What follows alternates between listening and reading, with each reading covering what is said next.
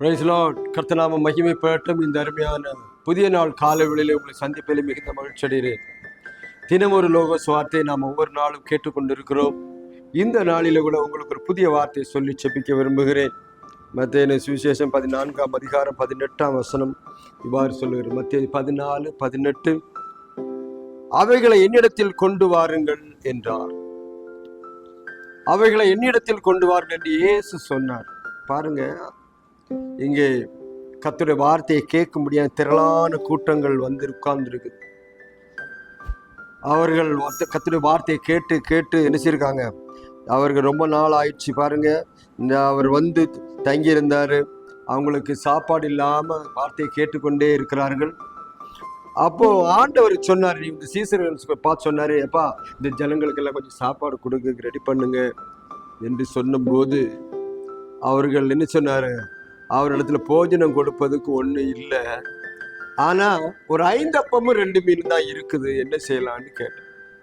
5 அப்பமும் 2 மீன் இருக்குது. இங்கேயே ஆயிரக்கணக்கான ஜனங்கள் உட்கார்ந்துருக்காங்க. அவங்களுக்கு 5 அப்பம் 2 மீன் என்னிடத்தில் இருக்கு, வேற ஒன்றும் இல்லை என்று சொன்ன உடனே அப்போ ஆண்டவர் சொன்னார், அவைகளை என்னிடத்தில் கொண்டு வாருங்கள் என்றார்.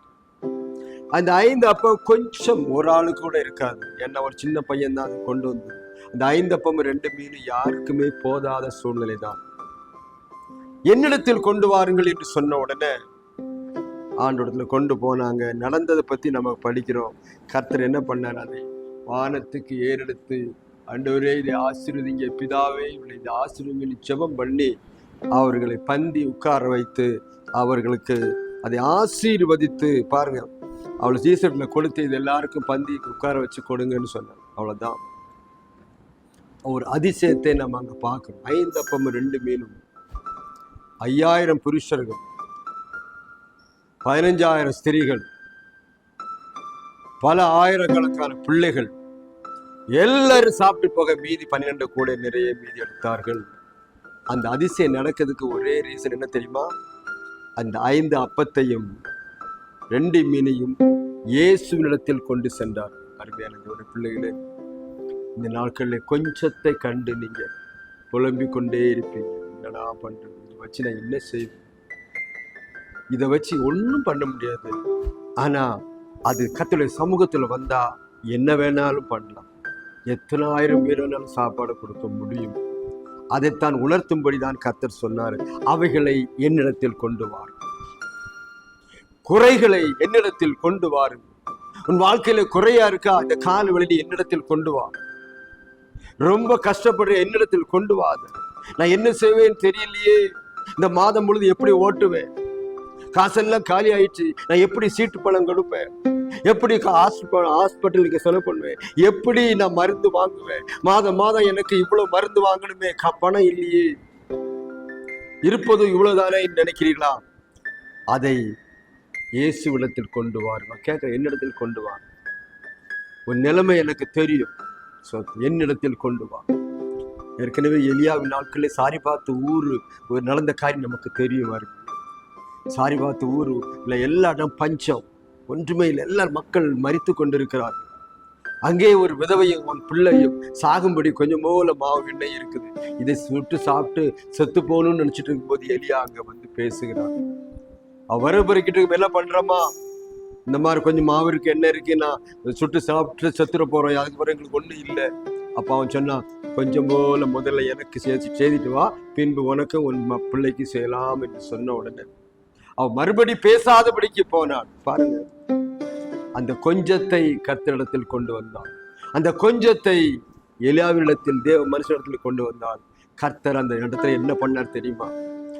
பஞ்சம் முடியும் வரை, மழை பெய்யும் வரையிலும் இவனும் அவள் வீட்டாரும் அவன் வீட்டாரும் சொந்த பந்து எல்லாரும் சாப்பிட்டே இருந்திருக்காங்க. எண்ணெய் செலவழிந்து போகவே, எண்ணெய் குறையவும் இல்லை, மாவும் குறையவும் இல்லை, எடுக்க எடுக்க வந்து கொண்டிருந்த ஒரு அமுத சுரபியா இருந்தது என்பதை நீங்கள் கேள்விப்பட்டிருக்கிறீர்களா? தேவ வார்த்தை எழுதப்பட்டிருக்கிறது. அருமையானவர்களே, உங்களுக்கு இன்னைக்கு குறைவா இருக்கலாம், கஷ்டமா இருக்கலாம், பணம் இல்லாமல் இருக்கலாம், இருக்கிறதை என்னிடத்தில் கொண்டு வா. இருக்கிறதே கொஞ்சம், அதுல வேற அவர் கேட்கிறாருன்னு நினைக்காதீங்க. உங்களை ஆசீர்வதிக்கும்படிதான் கேட்கிறார். உன்னை பலுகி பெருகி பண்ண அவர் கேட்கிறார்.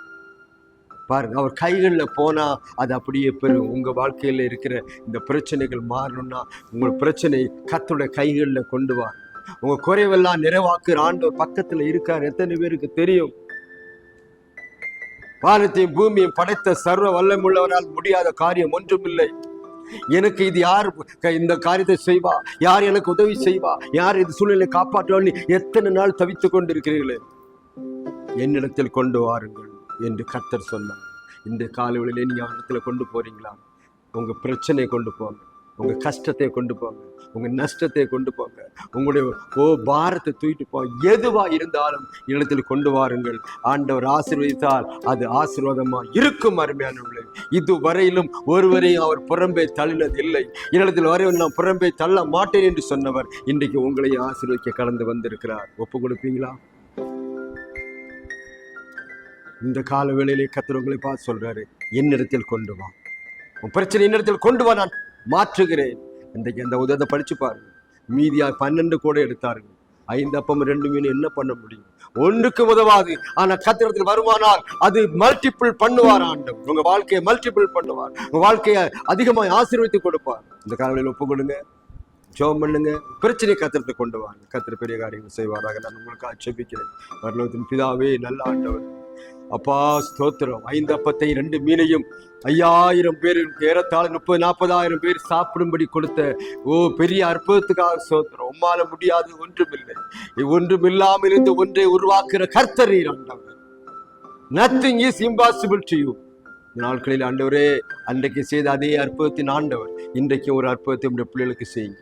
இந்த பிள்ளைகள் கண்கள் பார்க்கட்டும், காதுகள் கேட்கட்டும், ஆச்சரியம் உண்டாகட்டும். ஆண்டவர் அற்புதத்தை செய்யும். காலை வேளையில ஆண்டவரே, கண்ணீரோடு பிரச்சனையோடு அழுது கொண்டு வந்து நிற்கிறார்களே, இவ்வளவுதான் இருக்கு, நான் என்ன செய்வேன் என்று சொல்லிக் கொண்டிருக்கிற குடும்பத்தில் உங்களுடைய வல்லமை வெளிப்படட்டும். அன்றைக்கு என்னிடத்தில் கொண்டு வா என்று சொல்லி வானத்தை பார்த்து அண்ணாந்து பார்த்து ஜெபித்து ஆசீர்வதித்து கொடுத்தீர் ஆண்டவர். இன்றைக்கு அதே போல ஒரு பெரிய மாற்றத்தை இந்த குடும்பங்களிலே, இந்த வார்த்தையை கேட்கிற பார்க்கிற எல்லா குடும்பங்களும் அற்புதம் நடக்கும்படி ஜெபிக்கிறேன். ஒரு பெரிய மாற்றம் எடுக்க எடுக்க குறையாத அமது சுரபிகளாய் மாறட்டும். ஒரு நன்மையும் குறைந்து போகாதபடிக்கு பிதா குமார பரிசுத்த நாமத்தினாலே அவளை ஆசீர்வதிக்கிறோம். கிருபைக்குள் மறைத்துள்ளோம். வார்த்தையின்படி நடக்க உதவி செய்யும். தாழ்த்தி உடைய கரங்களை ஒப்புக்கொள்ளும். இயேசுவின் நாமத்தில் ஜெபிக்கிறோம் பிதா. கர்த்தர் தாமே சொல்ற வார்த்தை, அவைகளை என்னிடத்தில் கொண்டு வாங்க. உங்க பிரச்சனை இருந்தாலே சுட்டு கொண்டு வாங்க, அவர் அற்புதத்தை செய்வார், அதிசயத்தை செய்வார். தொடர்ந்து லோகோஸ் வார்த்தை பாருங்கள். உங்களுக்காக ஜெபிக்கிற அந்த ஜெபம் அற்புதம் செய்ய தொடர்ந்து பாருங்கள். இன்னும் ஒரு லோகோஸ் வார்த்தை மூலமா சந்திக்க வருகிற எல்லாரையும் ஆசீர்வதிப்பார்.